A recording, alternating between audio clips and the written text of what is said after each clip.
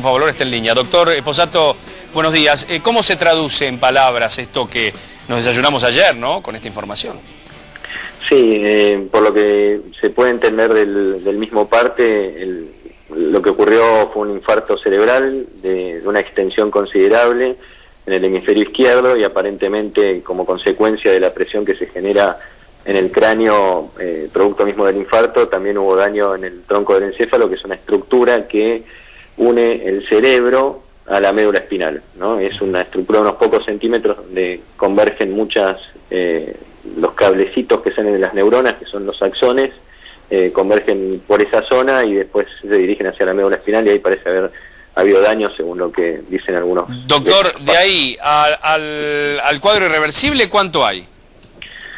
La verdad que es difícil opinar sin conocer el caso de cerca, porque no somos el equipo que lo está tratando, pero todo depende de cada paciente en particular y de la severidad de cada cuadro, ¿no? Hablar de irreversibilidad en estas etapas en cualquier cuadro neurológico tal vez es demasiado prematuro y hay que esperar a darle al cerebro en esta situación algún tiempo para que se vaya recuperando solo. Ahora, ¿por qué los cambios en los partes médicos con respecto a la información que se daba en Venezuela y la que hoy conocemos aquí en la Argentina? Digo, ¿tiene algo que ver este traslado que se realizó?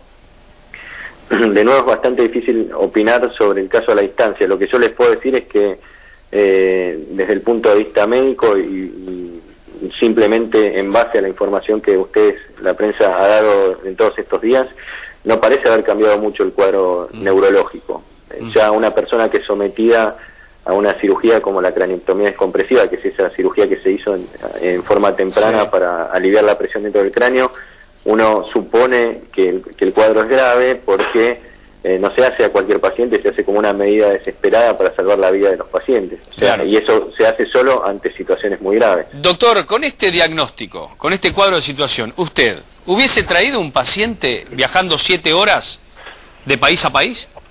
Mire, esto se los voy a responder muy claro porque no hay que dejar lugar a la polémica ni a las malas interpretaciones. Cada paciente es un mundo aparte y la única manera de saber si un paciente es trasladable o no, o cualquier otro aspecto de su evolución o historia clínica, es conociéndolo absolutamente al detalle y sería muy responsable de mi parte opinar acerca de eso sin conocer todos esos detalles. Y ahora tenemos el elemento de la infección respiratoria, ¿no?, que es una situación que complica aún más las cosas, ¿no? Sí, digamos que las infecciones respiratorias son la complicación más frecuente que hay en un ataque cerebral. Ocurre en Argentina, tenemos estadísticas, y el 13% de los pacientes que tienen un ataque cerebral desarrolla una infección respiratoria como una neumonía. Si un paciente en esas condiciones aparte tiene deterioro del nivel de conciencia, eso significa que está dormido o está en coma y está conectado a un respirador, las chances de tener una neumonía son mucho más altas, pero siempre existe la posibilidad de tratarlo con antibióticos y la evolución por lo general es muy buena en esos casos. Si se le sacó la medicación, ¿no?, se le sacó el coma farmacológico y no despierta, ¿de qué estamos hablando, doctor?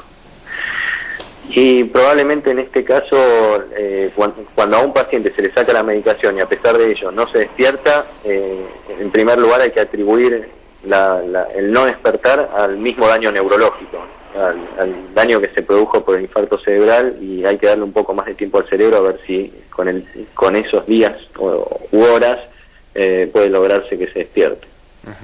O sea que ahora solo queda esperar. Hay un tratamiento y un trabajo muy fuerte de los médicos, y esto evidentemente va a llevar mucho tiempo, ¿no?, en el caso que se dé la evolución en el día a día.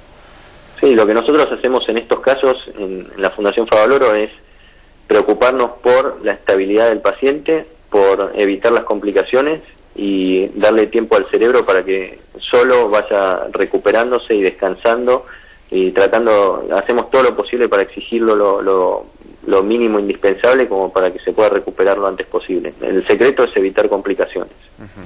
Doctor Esposato, gracias por este contacto con nosotros. Esperando la evolución de Cerati.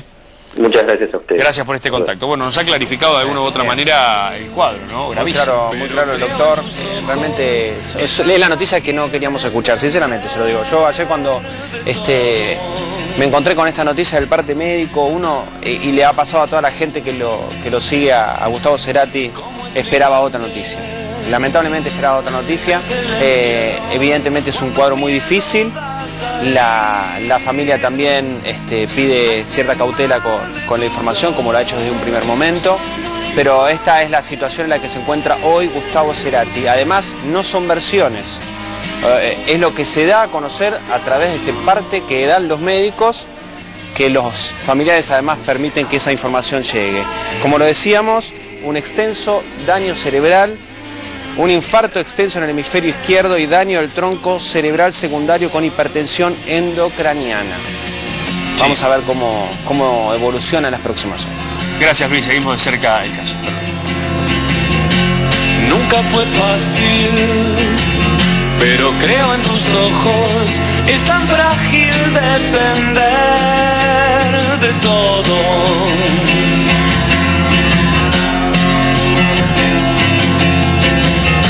¿Y cómo explicarte desde el encierro?